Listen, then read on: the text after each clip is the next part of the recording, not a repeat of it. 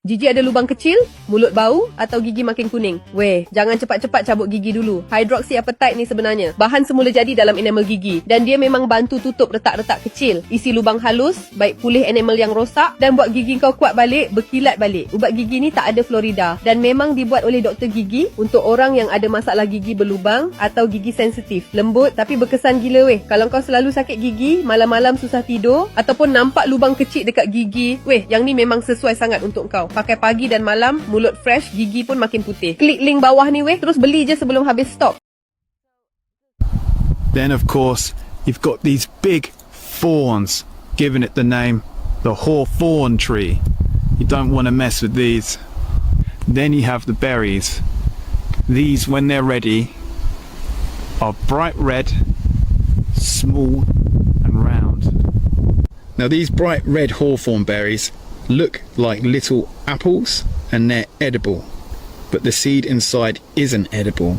When you squeeze them open, you'll see the seed inside. You can't eat the seed, but the flesh of the berry is edible. You can see it's kind of oily and it actually tastes like a bland apple. Now the main way you can tell you've got a hawthorn tree is by its leaves. These leaves have 5 lobes. They're deeply lobed and these lobes alternate in different directions. These are the main way we can tell we've got a hawthorn tree.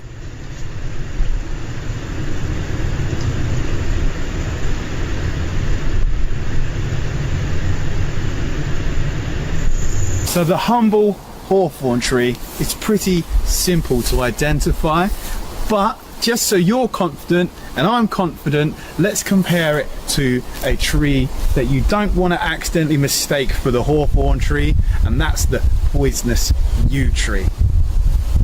Now the yew tree, if you look at its leaves, totally different to the hawthorn. The yew tree's leaves are like needles, the hawthorn leaves with the 5 lobes.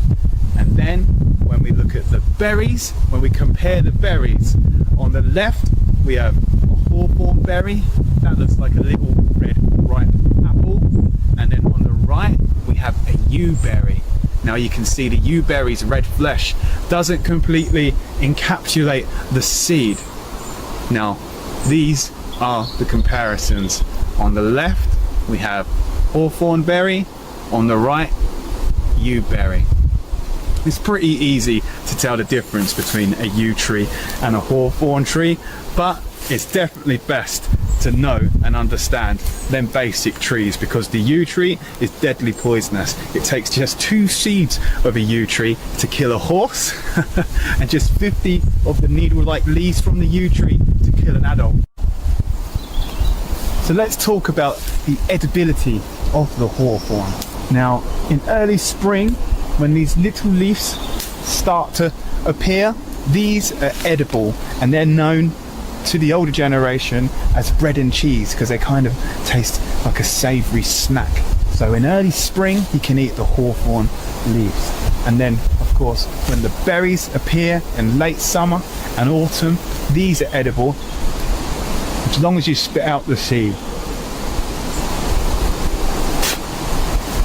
They make a delicious snack. They taste kind of like a bland apple, and we really love them in our house because they've not got an amazing flavour compared to say a blackberry, but they're a really autumnal kind of flavour. They're really earthy. There's something special about them. It's probably our tickers telling us that they approve and put more of these little berries in the body, please.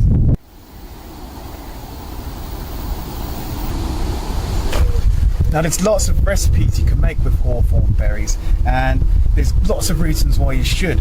For one, they're a powerhouse in polyphenols. These are an antioxidants that you can find in plants. And secondly, it's just a really good fun recipe to get out with your friends and family, and you can create it together. It's a bit of work, the hawthorn berry recipes. It's not as simple as a little boil. There's a bit of hand labour going on, but the end result is a much more unique recipe. Now, one of the most popular recipes of hawthorn is hawthorn ketchup.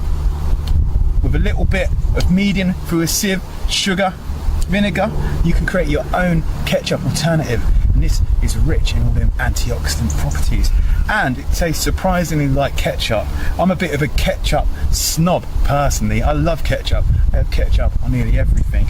And this gets the thumbs up from me. And secondly, what we'll show you how to make today is Stelly's new recipe, hawthorn honey. This is the hawthorn berry infused with actual honey so it can last all throughout the year, and we can use it in teas or even a cheeky honey sandwich, and that brings all that good heart strengthening goodness into our body in a nice sweet treat kind of way. And then of course you've got the traditional hawthorn tea, where you simply dry out the berries. These are berries from last year. You simply dry these out and you can make yourself hawthorn tea for the rest of the year. And that's probably the most practical way of using hawthorn berries if you want to use them for their medicinal goodness. Now before we head home, Stelly shows us how to make some hawthorn honey. I thought I'd share some hawthorn folklore with you.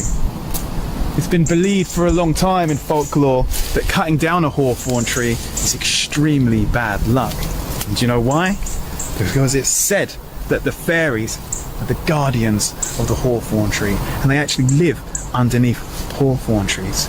And if you did cut one down, then they would seek revenge on you and soon you would perish. So that literally means the fairies, if you cut down a hawthorn tree, will hunt you down and kill you. And that superstition still runs deep in society today, and many people probably don't even know why that their granddad said, oh, we're not cutting that hawthorn tree down. And now you say, why? And they say, oh, because it's unlucky. But that's where that folklore comes from, and that's why you'll find many hawthorn trees just like this one standing alone in the middle of fields still today. Now these fairies, although they're extremely protective over the hawthorn tree, it's completely fine if you want to come and collect some berries, leaves or blossoms from the hawthorn tree, as long as you're well mannered and polite.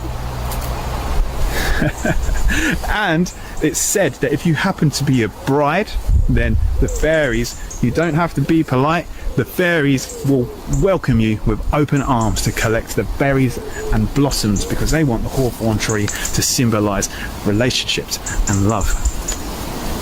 Well, I've got enough berries now for what we need to do. Of course, remember, only take your fair share. Nature can provide for everyone's needs, not everyone's greeds. So I've taken my fair share of hawthorn berries for this year. So let's head home and make some hawthorn honey.